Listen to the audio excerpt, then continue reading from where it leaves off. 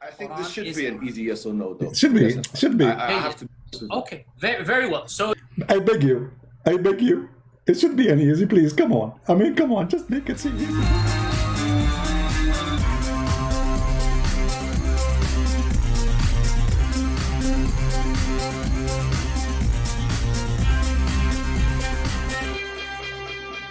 Hello everyone, and peace of Christ to all of you. Please invite your friends and have good time together. Today we are going to talk about the best actors and video editors. They are fool and they think they can fool others. Those people, when they cannot handle the truth, they go in the wrong direction. Well, that's the way they do. If you remember, before this fool, he made videos. Supposedly he promised the Muslims he will debate me. And surprise, surprise, he did not debate me. He did edit my videos, and he was doing a questionnaire. Did you say that? And the second I start answering, he hang up on me. And the same time, the Muslim want to teach me how to read Arabic. In the same time, their prophet do not know how to read Arabic. And the Muslim, they want to make you, or let us say, lose your credit by saying you do not know Arabic.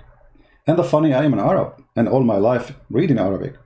And when I say I'm a scholar in Islam, they say he said he's a scholar in Arabic. Yet both of them, those idiots, they do not know what Arabic is about. I will show you an example, and then we will go to the video of Yasir Qadhi, because this is the best comedy of the day. He's saying the Jews took their side, therefore they deserve the torture. Basically, he is because of his extremism. This guy's an extremist. I did not say anything of that, but let me show you. You just admitted the one who say support torture, he is extremist. What about the one who do it? Let us see what your prophet he did. Your prophet cut the hands and the feet of his enemy, and he gagged their eyes. Guys, do you see it?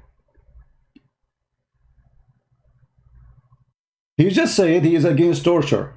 Here you see the hypocrisy of those cowards. Here we see Muhammad. He is enjoying torture.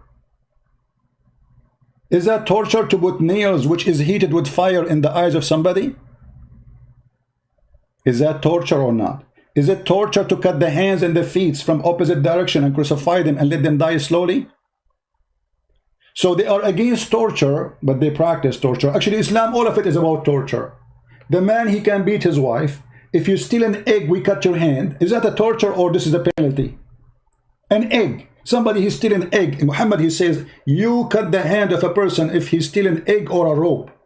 An egg, which means he is hungry. A person, he needs some food. How you cut his hand? Under what logic? That is torture. That is not penalty. So those cowards, they play angels and they play victims. Now, I'm not going to play really too much of those. A lot of garbage there. But I want to go to this video made by an ex-Muslim. His name is Sameer Abdullah. I have a conversation with him. Actually, he's a nice guy. But, you know, we disagree about many things because he is an atheist. But we agree in many things about Islam. This guy, he is the one who got Muhammad busted, by the way, about the video of Yasir Qadhi. And there's a link for his video down. You can go to his channel. Let us see what Mr. Sameer Abdullah, who is an ex-Muslim, saying. Yasir Qadhi is no stranger to controversy. Being the academic, he has sometimes ruffled feathers with comments he has made on different issues.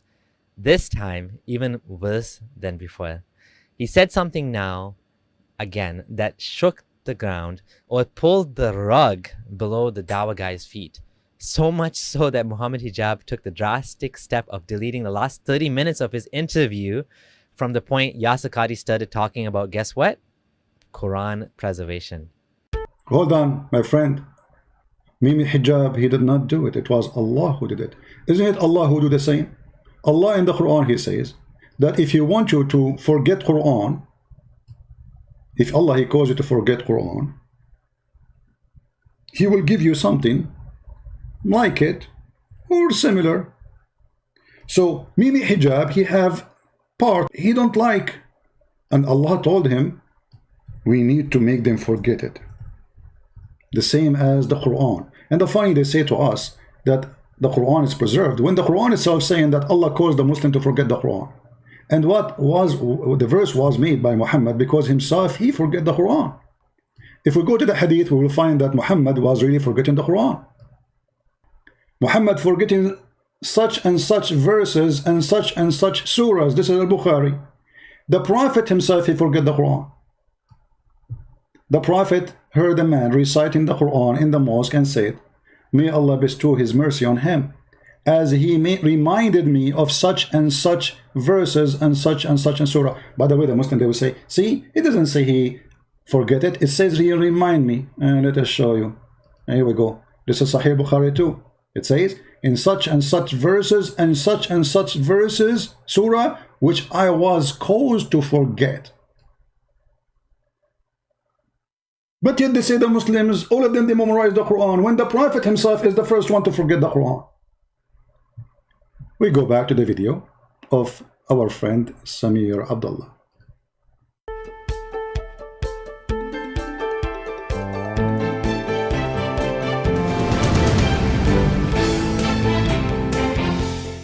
This is your friendly neighborhood ex-Muslim Abdullah Sameer here. I'm exploring the topic of Islam and how it affects the lives of believers and disbelievers. Welcome to my channel if you're new here. Yasir had established a rapport with Mohammed Hijab. Hijab was giving him the chance to air some difficult questions and tackle them on his established platform. Hold on, Abdullah, please. You know, you missed something. We need to introduce who is Yasir Qadhi to Mimi Hijab first. If we go, we will see Mimi Hijab introducing Qadhi as his master. Listen carefully. Who is Yasir Qadhi? Mimi Hijab, tell us. Someone who has done it all in dawah, has been in the East and has been in the West, has acquired, as I say, more degrees than a thermometer. Dr. Yasir Qadhi, how are you? I mean, his guy do not need introduction. This guy is a big sheikh. This guy, he known in the West and the East. And later, they cut his video. Look, the video here is 1 hour, 16 minutes and 26 seconds. How many? 1 hour, 16 minutes and 26 seconds. How is the original video? 1 hour, 45 minutes and 8 seconds. What happened? The video went in diet.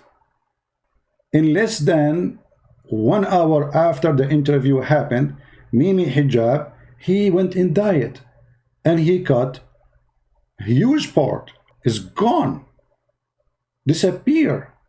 This gives Yasir Qadhi credibility and a safe space to discuss with someone friendly on his side while quashing the worst rumors and attacks that are coming up against him. It's a smart move. The last conversation that Hijab had with Yasir Qadhi, however, took an unexpected turn.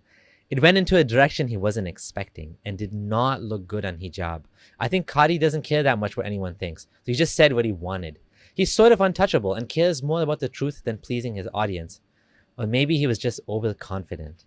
Hijab asks a question about the Quran email leaks, which I discussed in my video, Yasir Qadhi Has Doubts in Islam. Email leaks. They are speaking privately about the Quran corruption, privately. Why you want to leak it? Because we are Muslims. We betray each other. And this is the example. Hijab said Brother Imran, aka Dawah Man, had leaked some Quran preservation emails. And can you explain yourself about these emails? Do you consider the Hafs and Asim and so on Munazzil, meaning revelation from Allah? Here is what Yasir Qadhi said. So one of the brothers, he did something, again, unethical. He was expelled from the list, and the list was basically banned because of that, stopped because of that. He couldn't refute to my argument, so he sent it to one of your madkhalis in England. And so then, of course, this madkhali gave it to the other one, and so obviously, everything, all whatever broke loose. But again, this was not something I brought up in public, and I would never bring it up in public. And I don't think it. Why you will not bring it up in public? Why? Burqa. The burqa religion. Anything is a shameful, stupid, we put a burqa on it. We will not bring it in public. Why you are doing that? It's not for our benefit. People will laugh, and we are laughing. Here we go, it's in public. You see, the Muslims, they say, if Allah will, nothing will happen. It's Allah will. So it's obviously Allah will to get you, all of you, busted. And to get himself busted by Allah will. It is wise to bring it up in public. It's not wise. Every single student of knowledge knows, who studies Ulum al-Quran, that the most difficult topics are ahruf and qiraat. Every single. And the concept of ahruf and the reality of ahruf and the relationship of the Uthmanic Mus'haf with the ahruf and the preservation of the ahruf. Is it 1? Is it 3? Is it 7? And the relationship of the qiraat to the ahruf. This is a topic that when you're the beginning student of knowledge, you're like, what is all of this going on here? When you go a little bit more, you learn to simply memorize what your teachers say and regurgitate it out. And you don't fully comprehend. When you do a deep dive is when things get very, very awkward and difficult. And this isn't new. This is from the time of the Sahaba. In the Sahih or the Hasan Hadith of Ubay bin Ka'b, the Hadith of the Ahruf, that when the Prophet mentioned the issue of Ahruf and that there are different Ahruf and whatnot, this is in the version of Muslim Imam Ahmad. Ubay bin Ka'b says, authentic Hadith, فَدَخَلَ فِي نَفْسِي شَكٍّ. In my heart, a doubt came that I hadn't had about Islam since the days of Jahiliyyah. This is not a joke, brothers and sisters. The issue of ahruf and qiraat caused confusion to somebody whom the Prophet said, if you want to listen to the Quran directly, listen to Ubay. Ubay is even the one who Muhammad he recommended to listen to the Quran to, he himself, he have a doubt about Muhammad when he heard the stories of those ahruf stuff. This guy is quoting the truth from the time of Muhammad. And how Muhammad refuted the Ubay. Listen carefully how he refuted him. Is not some even average Sahabi. He is the Qari of the Quran. He is the master. He is who he is. And he goes, فَدَخَلْ فِي نَفْسِي شَكٍّ. What is all of this stuff? And the Prophet put his hand, and then he goes, it all went away. You know, guys, he have a doubt in his heart about Muhammad being a prophet. Then Muhammad, he touched his chest. And then all the doubt is gone. It's a miracle. This is more powerful than Jesus speaking to the person who cannot see by touching his eyes. This is more powerful than Jesus saying to the dead man, walk and walk. This is more powerful. This is how Muhammad refuted. This is how he proved that he's a prophet. He have a doubt in his heart. He touched his breast. I'm so glad that Ubay was a man, not a woman. Now, for the first time, I'm telling you here, what was the crisis? I mentioned it, referenced it, but I never explicitly said it. Why didn't I say it? Because it should not be said in public. But unfortunately, these brothers, because they released the emails, so then I have to then get it. This was the issue. That the issue of ahruf and preservation and qiraat and relationships between them, these are very, very difficult issues. And the most advanced of our scholars, they're not quite fully certain how to solve all of the unanswered questions in there. Now, Mohammed Hijab should have known about the Streisand effect. When Barbra Streisand tried to hide photos of the mansion in California, it drew further attention to it. Hijab, if you try to hide something, that just makes it go more viral. If the video is already mirrored on Yasir Qadhi's channel, what good would removing part of it from yours be? Do you really think that'll work? But I know what Hijab will say. We did this because we didn't want to confuse the masses. Muslims don't need to know about Quran preservation. It'll hurt their iman and cause more doubt. Like Yasir Qadhi said, it's not wise to discuss these issues in public. It's not. Better we keep it behind closed doors. Under the burqa. There was even a bigger bombshell that came later. And by the way, this is now a well-known open secret amongst many Muslim graduate students and academics around the world. And this is well known. Traditional understandings of ahruf and qiraat cannot answer some of these pressing questions that are now being poked by our people outside of, by our academics, by their academics outside of the faith tradition. You see, in a Muslim environment, there's always some respect that we have for the Quran. We should. In a Muslim environment, we'll press a little bit and then we'll say, okay, khalas, sami'na wa ata'na. And that's great, alhamdulillah. خلاص سمعنا وأطعنا, which means okay, stop here, we obey. We heard and we obey. Don't question. This is what Muslims will do. When you go to academia, they don't have that red line. And they're going to just, you know, the famous story of the emperor with no clothes. They're going to just point out, no, that doesn't make any sense. Well, that's not true, and this and that. Did you notice what he said? The famous story of the emperor with no clothes. The king is naked. He just said that Muhammad, his nakedness exposed. Otherwise, why he is comparing the Quran and Muhammad to the story of the naked king and the boy, who nobody dared to say to him, you are naked, but the boy, he is innocent. He said the king is naked. He just said that. And now he is comparing Yasir Qadhi, the fool king, to the fool Muhammad. Very glorious. And they'll bring issues, which I'm not going to mention explicitly, that you know are true because they're in your own books. They're not inventing anything new. They'll bring you riwayat and they'll bring you athar, and then you add to that very well-known issues of, I don't even want to be explicit. And then you bring on top of that makhtutat, and then. And it's very clear to you and to every single very advanced student and specialist that the standard narrative has holes in it. That's what I'm going to say. The standard narrative have holes. Islam have holes. Many sink, is sinking, is leaking everywhere. So we have to put a glue. And then what is the glue we will use? Mimi Hijab glue. The one he said in every video. He go online, he have like little ball in his hand, says, brothers and sisters, buy this. The standard narrative does not answer some very pressing questions. Okay? This is what I'm going to say. Well-known secret among academics, huh? And did you catch that? He just said, Alhamdulillah. We poke a little and then we stop. Is he serious? He's saying it's good to be skeptical but not actually follow the evidence where it leads? Why not? Because it'll take you out of Islam? Because it'll destroy the narrative of the Quran being fully preserved? And then the final bombshell. Mohammed Hijab thought he was going to save the day with this question. But it so spectacularly backfired on him. It backfired so badly like you cannot imagine. Hijab asks, if you had a blank mushaf, meaning a Quran, and write down with no interference what was revealed from Allah, would you write down what corresponds to the existing Quran we have? Yasir Qadhi interrupted him and didn't even let him finish the question.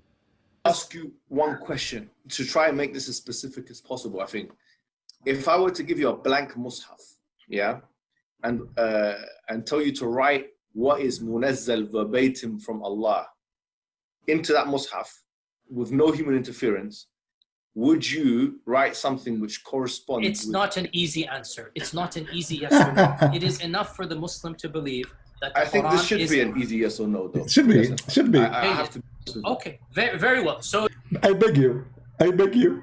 It should be an easy, please. Come on. I mean, come on. Just make it seem easy, brother. Come on. This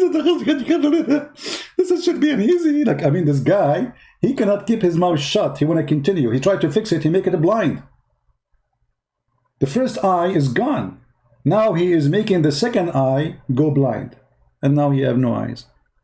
it's enough for the Muslim to believe that the I think Quran this should is be an easy yes or no, though. Yasir Qadhi. I have to. Okay, very, very well. So, yeah, Muhammad, after we get off this phone call, me and you, let's have a number of discussions. No problem. I'm very open with advanced students. But these issues should not... Look... Did he call him a student? Did he call him a student? Advanced student. He is advanced student. And Mimi Hijab like a puppy. He did not say, I'm not your student. He did not say what I'm talking about. I'm not your student. He said, I like discussion with advanced students. Calling Hijab a student of him. And yes, he is. He have tons of interview in the car. Even he asked him about things which is very silly. What to do. After we get off this phone call, me and you, let's have a number of discussions. No problem. I'm very open with advanced students. But these issues should not... Look, it is Kalamullah, what is going to be written. It is Kalamullah. It is what would you write? Let's not... You're pushing me. And I'm saying it's not hikmah to... Listen, I have a condition. Like I said, everything I say is going to be factual. If I wanted to do tawri and whatnot, I would do it right now in front of you. There is no need for tawri. You say if you want to do tawriya, you see the Muslims, they do tawriya, which means they do taqiyya. They hide things. They use burqa. Imagine they are saying that this is what we do. He says, but it's not time for me now to use tawriya. I'm not going to hide it now. Don't force me now. Because this conversation is between two Muslims and supposedly the audience are Muslims. So there's no need for us to do tawriya now and cover it, but there's no need to put it in public. The The Quran is the uncreated speech of Allah. The Quran is preserved. The Quran is known. The Quran is mutawatir. And alhamdulillah, all of the qiraat are the Quran. All of the qiraat are authentic. Alhamdulillah. Leave it at that, ya akhi. Beyond this, Leave it at that. That's it. Don't discuss it. honestly, I have no problem. We'll have a discussion or take my class. Or take my class. Did you see what Mohammed Hijab said to him after he said to him, take my class? He cut the video. But beyond this requires background information. It is enough for the Muslim to know that the Quran is the speech of Allah that has been protected, and what we recite is the kalam of Allah. That's it. That is enough for the Muslim to know. I appreciate what you're saying, one thing. but There you have it, folks. The Quran is the speech of Allah. It's preserved because it says it is. End of story. Stop asking questions. Don't worry about it. Just do your 5 times prayers and carry on. You know, it's even worse than this. Hijab is now distancing himself from what Yasir Qadhi said. So much for supporting his guest, his scholarly guest. He issued a statement that included, if Dr. Qadhi holds an opinion that opposes the ijma, consensus, of the ummah or makes anti-normative claims, he will be refuted. Can you imagine talking about your guest like that, an esteemed scholar? What a slimy thing to do. To throw him under the bus to save yourself. At least you could have defended his brother. Not much of a friend behaving like this, if you ask me. Absolutely. This is Islam, my friend. They betray each other. It's like a hyena, a tribe. There is no friendship. There is no loyalty. There is nothing called dignity. There is nothing called right and wrong. Save myself, throw himself under the bus. Mimi Hijab, he will lose donation because of the questions he made. Yasir Qadhi, he will lose donation because of the answer he gave. Both of them now, they are in chaos. The first one is hiding, the second one is hiding too. He said clearly, we should not put it in public. I'm not going to answer you in public. Don't force me, don't push me. And then he says, you will be refuted. A second ago, you were asking him for his opinion. A second ago, you were agreeing that you are his student. Tons of interviews. Yasir Qadhi, what we should do here? Yasir Qadhi, what do you think? Yasir Qadhi, and this is what this interview is about. He's asking Yasir Qadhi what is right. So how come Yasir Qadhi will be refuted now?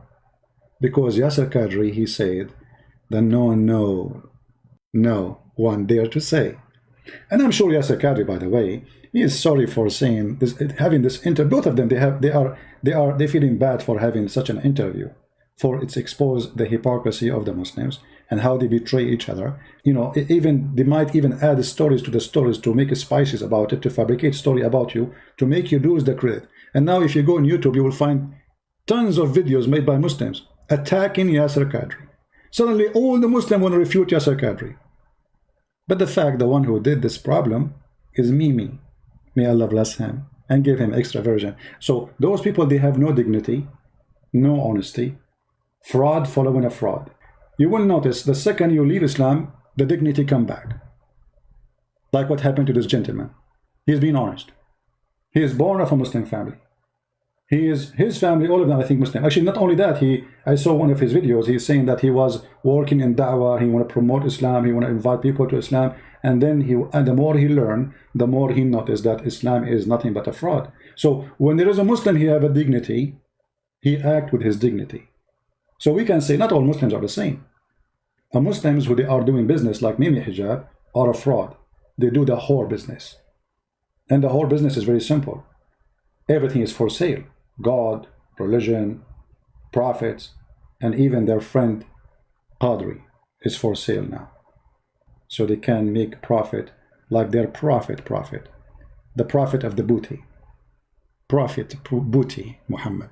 Thank you all for being here. May the Lord bless you. Until we see you soon again. Christ is Lord. Islam is a fraud. And thanks for Mimi Hijab and all the team for the bad play, which we enjoy. God bless. Take care.